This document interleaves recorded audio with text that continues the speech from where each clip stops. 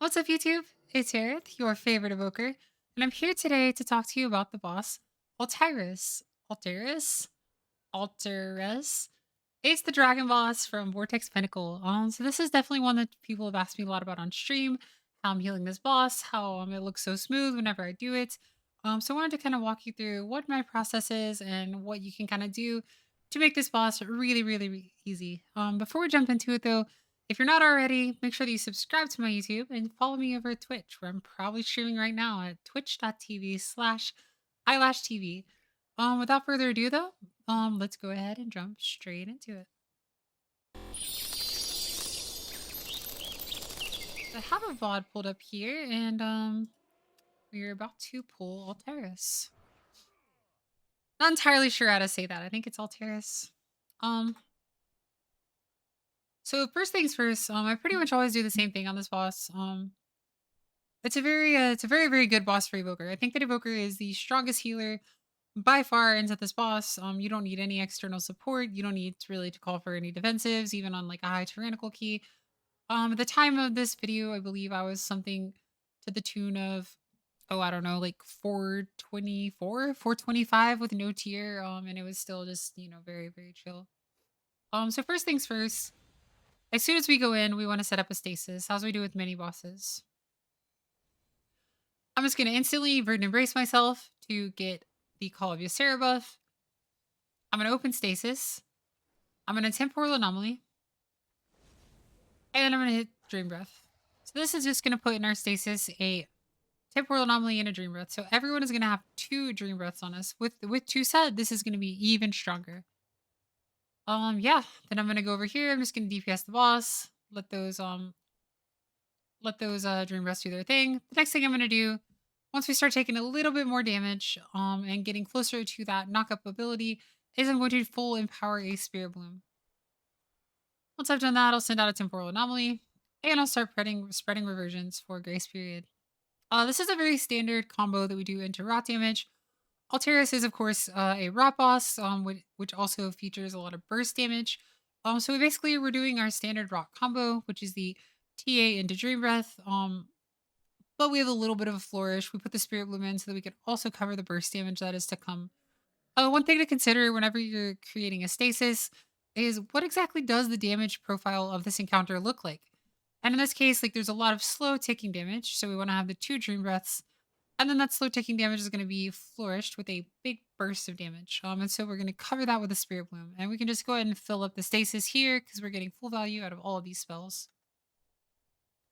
So here comes the first downburst. We're going to quickly get to our circle. Everyone's going to go up in the air, and then we're going to release our stasis and make sure that we get everyone that we can inside it or with the release.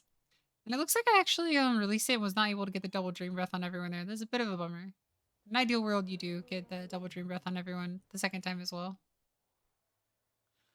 So here's the next important thing. After you come back down again, you're going to very soon be able to Temporal Anomaly again. Make sure you Verdant Embrace first, and then you will Temporal Anomaly, and then you will Dream Breath. Now everyone has double Dream Breath on them again.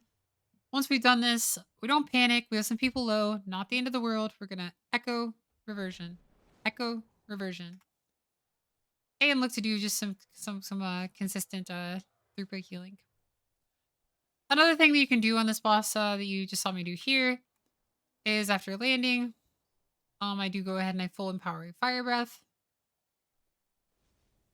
And then I Living Flames the boss at a certain point. Here we go. Looks like I'm about to do it here. There we go. And it just tops everybody off because of the Leaping Flames buff. And so there we go. We have double Dream Breath on everyone. We send out a Temporal Anomaly. We cash that in for some reversions for Grace Period. And we're going to take the elevator up. Now here's the next thing I wanted to talk about. So as evokers, we have about a billion different ways that we can deal with this.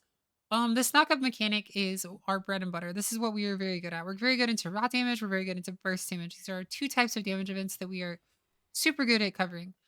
Just looking at my HUD here, do you see any potential plays that we can make? Everyone's about to take a big burst of damage. Just think about it for a second. What would you do? Well, we have a lot of answers. The first things first, I've tipped the scales. I could tip the scales into a spirit bloom. There is an option. Before taking the elevator up, so to speak, I could have sent out a temporal anomaly and then verdant embrace in the air and then emerald communion.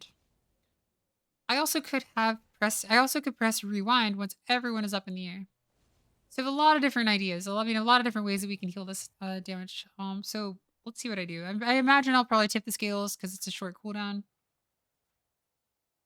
And I do. I choose to tip the scales here. It's like a Shad takes the buff. Maybe not.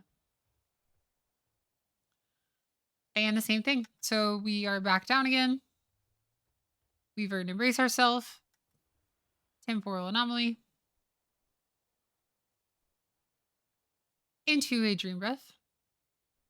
And we start echoing some reversions. Spreading as many as we can for Grace Spirit to make our dream breath heal even more.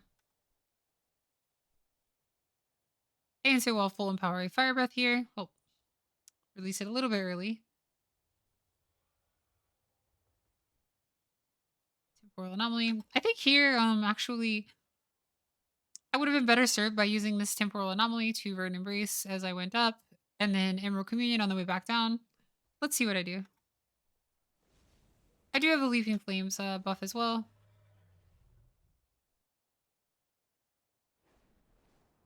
Looks like I choose to rewind there. Great option. It's always like plenty of things you can do. Oh, you might also have noticed that I Zephyred in that spot. So we get our stasis back. Hey, we're going to do our standard stasis combo. You'll see me go stasis. You'll see me verdant embrace, open stasis. Very important we do it in this order. That we verdant embrace first, then open stasis, then temporal anomaly, then dream breath. And I'll get to a good place. And I'll just go ahead and cast a spirit bloom. And now we start spreading some reversions.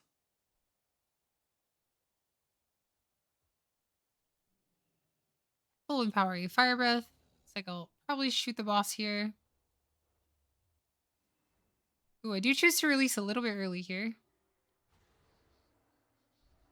And then while midair, since I have to release a little bit early, everyone takes a little bit of unexpected damage. Let's watch this back again. I'm a little afraid for everyone. So I release early, then I go up in the air. And you notice I have these leaping flames buff, this leaping flames buff here. Sometimes if I'm not sure if I'm going to need it or not, I'll just sit on it for a few seconds instead of DPSing the boss. And since I released early to heal all that unexpected damage, I now have access to this leaping flames buff and a foresight proc, which we don't have anymore, but hey, it is what it is. I do end up using that, and healing the party with that. I really hope that they make our old foresight into a talent. The class does feel slightly incomplete without it. It is what it is. We'll do the same thing when we land again.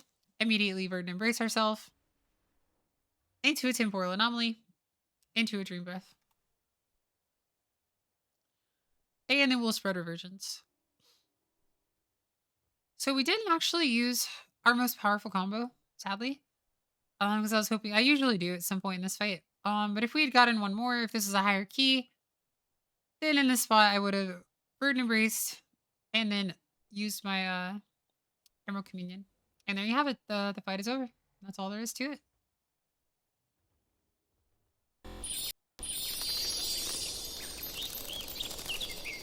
Thanks for checking out my Altairus boss guide. I hope that you guys really enjoyed it. I hope you learned something from it. If you did, again, be sure to click that subscribe button down below and come check it out. Come check me out on Twitch at twitch.tv/eyelash TV. I love you guys, and until the next time, stay dragony.